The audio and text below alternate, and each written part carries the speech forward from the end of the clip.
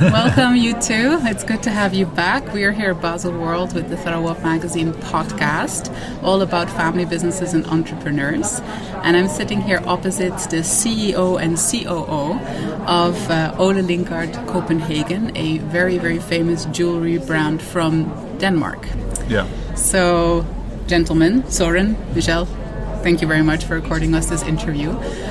Won't you tell us, maybe our readers, a little bit about yourselves and how you got to work in this family business? Maybe maybe you can start, since it's we're the next in line, you're second generation now of your family business. It was my father, obviously, that started the business in 1963, and for both my sister Charlotte and I to grow up with our father building the brand, so we were a part of it from kids. We helped building fairs. We were explaining about the jewelry while our father was selling through our childhood. So we have always sort of been a part of the business.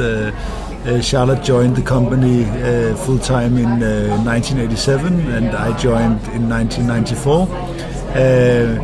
And there was really never any pressure or any obligation to join the company. It sort of just was a natural thing for both of us to join the company. So but you were real children of an entrepreneur, of an entrepreneurial couple, really. Yes. So your parents were full into this, building this business from scratch. Yeah, my mother is a teacher, but she was my father's muse, you could say. So she was definitely a part of it, but on the side. Lovely, fantastic. What about you, Michel? Tell us about how you came to join the family business. Well, I'm the son-in-law, and I met with Charlotte when I was 16. So actually, I've actually also been following the company for many years, actually, and my wife's irritating little brother, of course, I've been following him as well.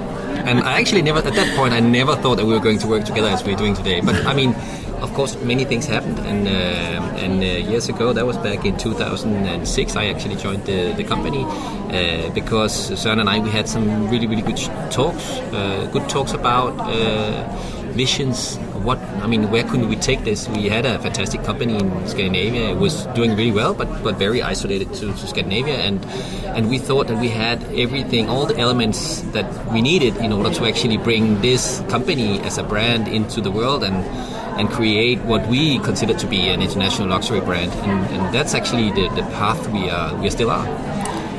And Michel came with a lot of experience from international brands like Carlsberg and Lego, so he had a lot of the international view that we didn't at the time have in the company. So it was really good that Michel could bring some knowledge on that angle into the business.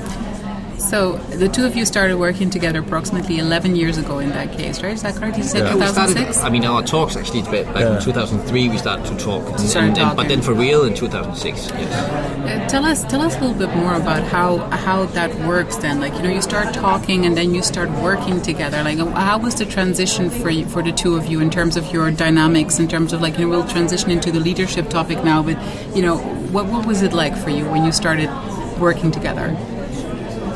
It was a nightmare. Let it out. Both Søren and I, we very much talk in visions, actually. And when we talk about a vision, it's not dangerous in any way. You talk about where you would like to be in, let's say, 5 years. So back when we started out, we actually talked about where could we bring this, what we had. So in the beginning, it was not a discussion on operational issues or if we should go left or right. It was much more about a vision. Where could we bring this? And it was a dream. It was a dream. 2010 vision that we were talking about. And which is much easier because it's the future we talk about. Mm-hmm. And then we have dreams and a vision, and that's the way we want to go. And then, of course, once we decide that's where we want to be, and we also agree this is where we are, then we just discuss the strategies. How are we going to get there? So the joint vision is a very important starting point for this collaboration to work well between you. And it still is. I mean, as a company today, we drive the company with very vision based. So we more or less know where we are in 5 years from now. Right.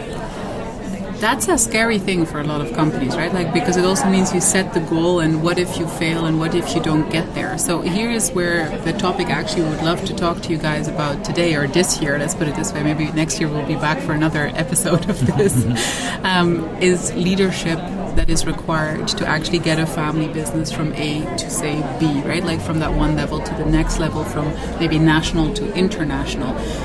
If you guys just very bluntly, very spontaneously think about the word leadership and what it means to you, like, could you tell us what that encompasses for you today and how you try to embody that in your positions? I mean, if we want to take the company from A to B, and of course we're not fit to take it to the vision as we are today. So in fact, I mean, the first point of discussion is, I mean, the team. I mean, what team should we then gather in order to reach our goals?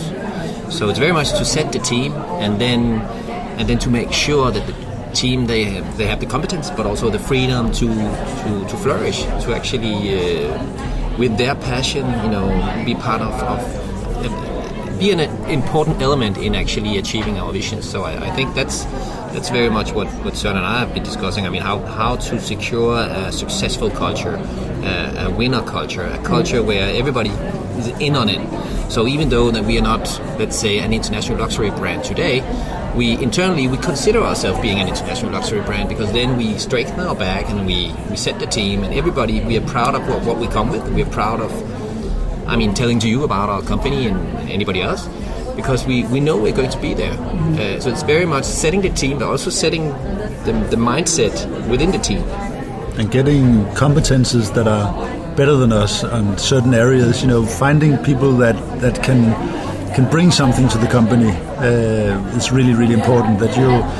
Some leaders are afraid to hire somebody who's better than themselves, but we believe it's really important to find people that can help us on the vision and help us reach our goals.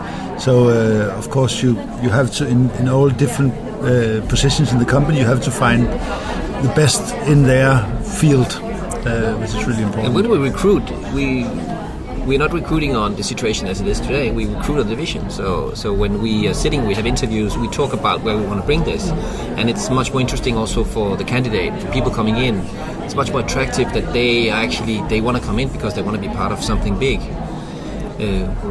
So I hear a lot of leaving your ego at the door here in terms of leadership style. So it's very much about the people, the team, making sure that the vision gets there, no matter who eventually plays what role, basically. Right? So it's the greater good sort of an attitude. Can I ask you, because of course, you're very close to the first generation that's still active also, and still very much present in all their achievements. If you compare the leadership styles, right, required from a first generation of the family business and the second generation of the family business, do you feel there's been a change? Can you now afford to be different leaders than he was able to, or what do you think? It's a different company, but I think the basic view on leadership is very much the same in the aspect of. My father was a designer and a jeweler, and that was his passion. And the other things was sort of something he had to do. So he really wanted to give responsibilities to others and to help him grow the company. So he wasn't he isn't a kind of leader that dictates or so. I think he shares that view on leadership. It's probably been the most generous transition between a first generation and a second generation, because he's so generous in himself. Because he wants what he started off, he wants that to grow, and he wants to make it grow with his children and their spouses and the whole family thing, and then of course the whole team and put away his ego. And when you are, also an employee in the company, you are part of the family somehow. It's very much a family culture company, and I think that in itself is very important. And then we have defined values that that we believe that is the company values, and that we put in words in about 10 years ago. But looking at Ole and how he actually managed the company before the second generation took over, I would say it's the same values. So, same values. So it's still passion, still joy of life, it's still uniqueness. You need to come out with something that's totally unique because we really want to create something that you haven't seen before. So the DNA is very strong, really, in this company, right? Like, so no matter how it increases in size, and you have increased quite considerably, obviously, since those beginnings, right? You're spanning quite a considerable operation now, especially in terms of European measures. I remember you explaining that to us in the interview before.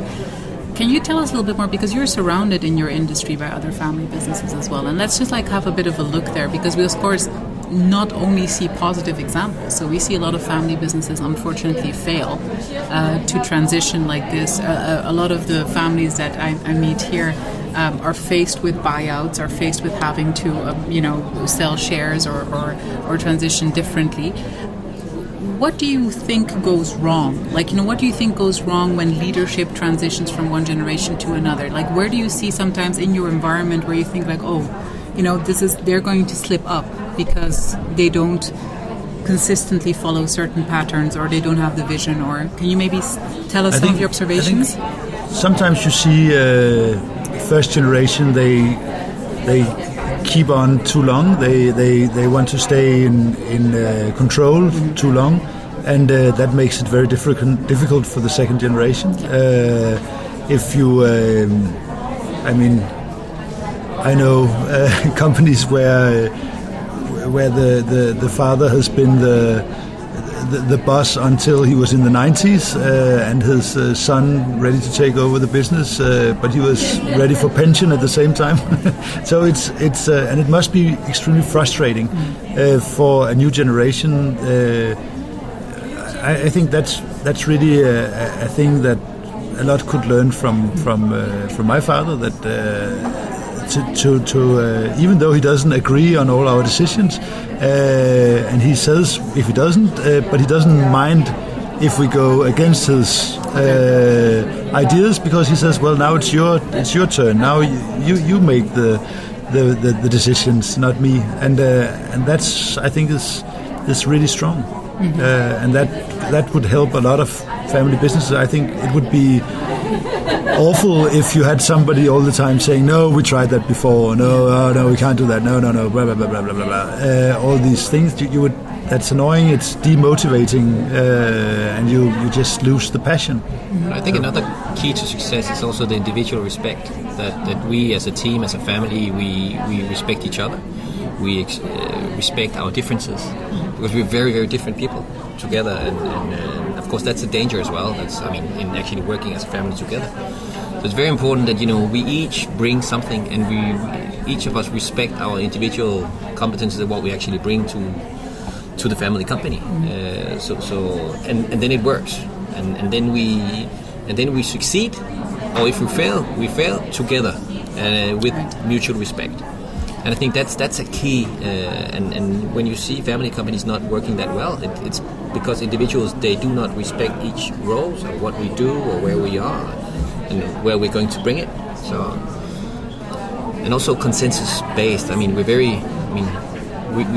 take large decisions with consensus. So it's very much we discuss it, and then we discuss it again, and then we come to a consensus in that direction where we go. So I think that's important as well. I find it very interesting. You both have made allusions to what if you make mistakes? Obviously, being allowed to make mistakes and fail. You fail together. That's a very sensitive topic, of course, in the family business context, right? So not wanting to lose face and wanting to always be right, of course. We all have that, I think, in any context. How do you deal with mistakes? When something doesn't work, is there? Do you guys have a methodology where you're okay, guys, we're all gonna have some champagne over this, or something like that? Do you have a routine where you're okay, we recognize this doesn't work, let's move on to the next thing? How do you cope? I think the important thing is to talk, to be open, to discuss, of course sometimes Michel thinks I'm total annoying person and the other way around. I do. Let it all out. This is therapy. But it's so important to talk it out, and I always. But I think that's important in all aspects of life. Forgive and forget. I mean, I know in my deepest inside that Michel is doing everything he can, and maybe it's not right every time, but at least he didn't do it, to be annoying or to ruin something. And the same with me. I also, of course, make mistakes, but in a good faith. We try our best, and sometimes we fail. But if you don't sometimes do something wrong, it's because you're not trying hard enough. I mean, you can't be right every time. Our company is, from my perspective, one of the most innovative companies within our business area. I mean, there's so much. I mean, we do so much. We get so many developments in all kind of areas. We go into a lot of new markets. We have a lot of various market strategies. We try to adapt, and of course, because we have such an activity level, of course we do mistakes. So I think it's also, a natural part of our many activities and what we do that mistakes will occur, and it's okay. And if they don't occur, it's because maybe we're sleeping. Yeah. It's okay. Are you at this stage, we all look at the world economy, and obviously, no matter what industry you're in at the moment, I think there's a lot of flip over. There's a lot of drastic changes, a lot of industries, being severely disrupted. Tell us a little bit, just about the jewelry industry specifically. What are the major technologies and the major disruptions that you think your industry is facing right now?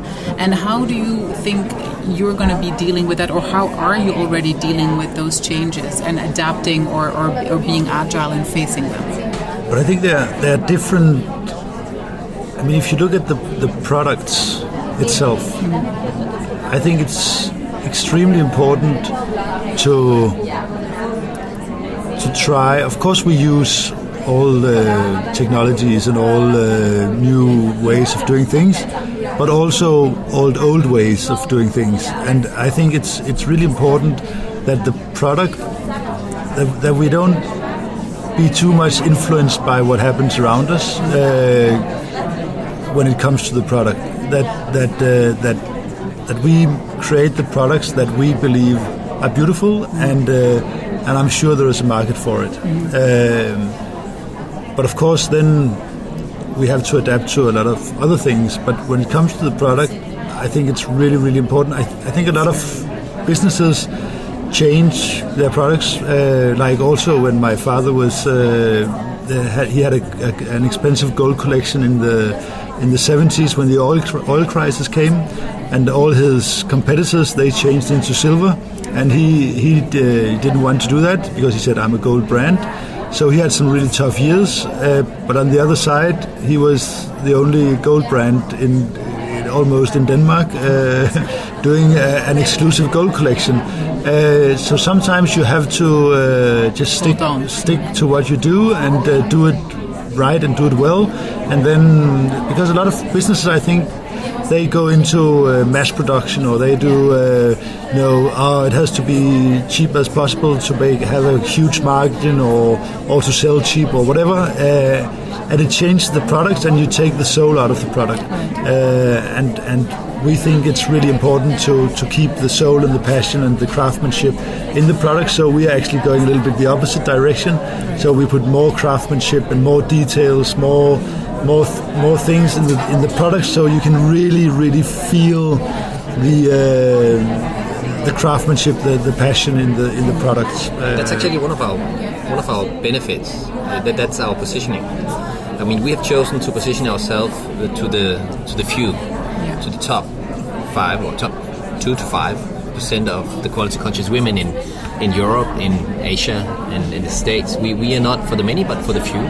And that's also why in our distribution we go very selective. So when we go into a big market, we know exactly where we want to be, and we do not want to compromise, and we take our time, and I think that's very important that we know exactly that that's the woman that we are going for, and I think we are much more fragile if we go into mainstream, if we lower our price level, as Søren is saying. I mean, that's not the way for us. So actually it's a benefit. It's also hard if you want to compete up in the luxury segment, but I think it's less affected by all the influences in the world. Yeah.